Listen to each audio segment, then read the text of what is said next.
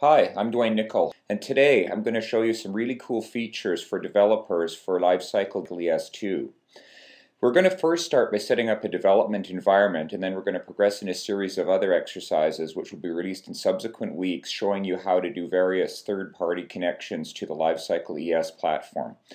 So first of all, I've set my computer up. I've got a laptop running and I have LiveCycle ES server running on my system. And when I installed LiveCycle ES2, it also installed a bunch of third-party libraries for working with web services, and as well it installed the LiveCycle ES SDK, which is very handy if you happen to be a Java developer to invoke services from LiveCycle ES.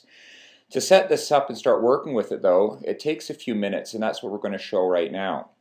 So onto the system, you can see I've got LiveCycle started. It's the JBoss stock turnkey installation, and it started running on port 8080. We're going to set up a brand new Eclipse project now to work with the LiveCycle ES SDK.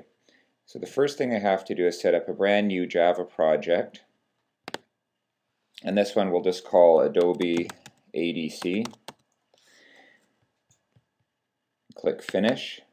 You notice that the LiveCycle ES2 runs on the Java JDK 1.6, which is an update from previous versions of LiveCycle ES. Within this, I'm going to set up a new package to contain all of my work. So we'll call it Duane's World TV, and we'll call it ADC. And now within here, we'll set up a new Java class. And before we set up this class, we're going to have to change the name of it, or know what the name is of the class and what it's going to do. The LiveCycle team has set up some quick starts for you to get working with LiveCycle, and these are very, very easy. So I have the first one from this URL right here. You can go in and just cut and paste it, and this one is simply converting a document from one form to another. You can convert a document to a PDFA document using the Java API. So I'm going to cut and paste this code, and the class name on this one is create PDFA document, so I'm just going to keep that because I'm too lazy to retype it.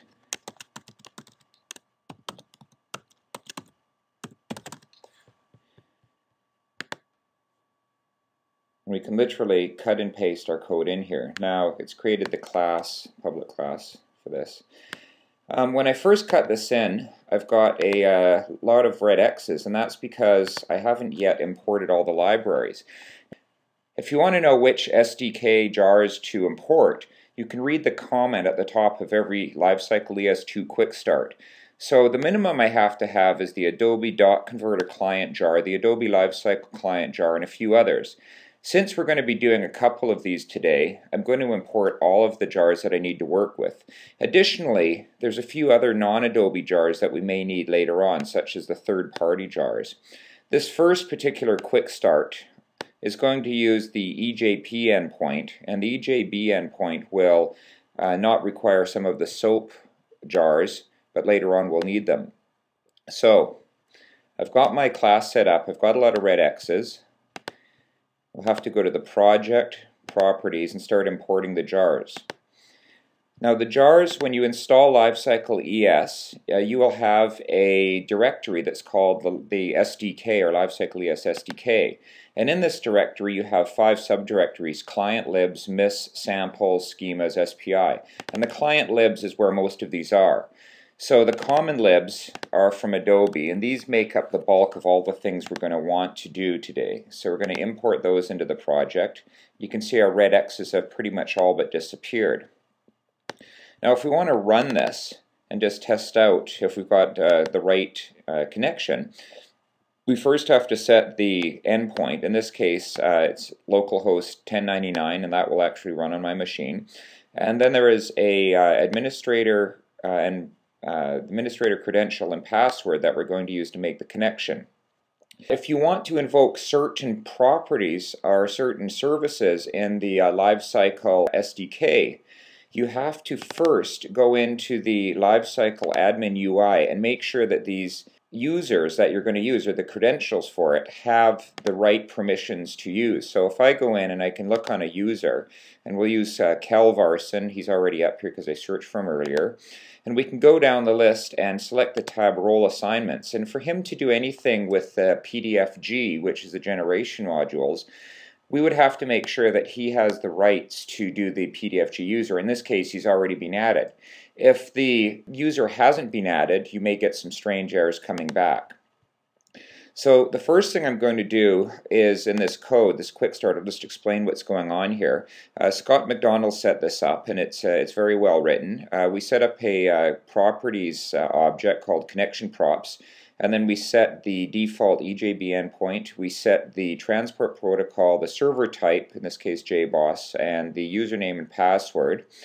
And then we create the factory object for the service client, and we pass it the connection properties here. And then we basically make the document converter service client and feed it the factory to create the client. We're going to read an input file. In this case, it has to be a PDF file. Now, I don't have this particular path on my machine, but I do have here a PDF. We have one called test PDF, and it's in a directory of C Munich with a lowercase. So I will change this. Remember, if you're working on Windows, you do have to escape the backslashes. So that means you have to double up on the backslashes. Down lower, we're going to take the PDF conversion specifications and set the log level. In this case, it's fine. And then just cast the toPDFA method, which takes the input document and the specifications, and cast it to the return object called result. And then we're going to take result, extract the document from that, and we're going to write it out. And we'll write it out to the same directory to make it easy to find. And we'll call it adc1.pdf. I'll save that and hit our magic green button. Now it seems at this point everything is set up to run properly, but we see we have errors. And the errors are because we haven't completely imported all of the libraries we need. In this case, to invoke from a client, we're going to have to install some additional libraries. So we go back to our project, settings, properties. We're going to have to add some more external jars, and these are located in the JBoss directory. There's 2 jars here. Let's select these both. And there was one more that we will need later on, and this one is located in the LiveCycle ES SDK JBoss client. And this one is the client library that we will use for the web services calls. We also have to import the third-party jars.